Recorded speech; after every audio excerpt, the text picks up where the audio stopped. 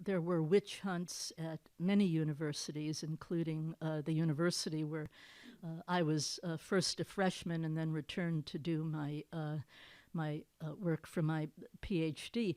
When I started UCLA in 1958, all of us freshmen had to take a battery of tests, psychological tests, and there was just all manner of questions on those tests. But one kind of question just kept cropping up over and over again, and it was something like, "Have you ever kissed someone of the same sex?" Or "Do you have fantasies about people of the same sex, sexual fantasies?"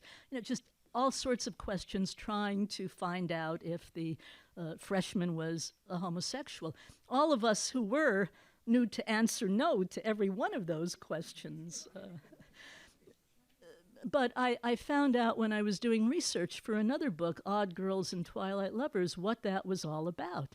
What it was all about, as I discovered, was that the Dean of Students at UCLA, along with the Associate Dean of Students, had written an article that was published in a magazine called School and Society in 1954.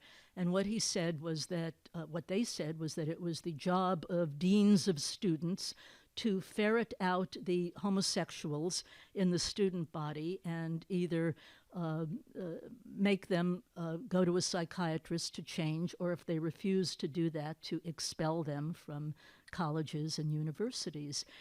The worst place to be an academic in the 1950s and 60s was Florida, because the Florida legislature had actually funded an investigative committee that ended up doing nothing but that, ferreting out the homosexuals among the faculty and the student body. And this went on for something like 8 years in the late 50s and through the 60s. So it was very dangerous to be gay or lesbian in the mid-20th century if you were a student or a professor.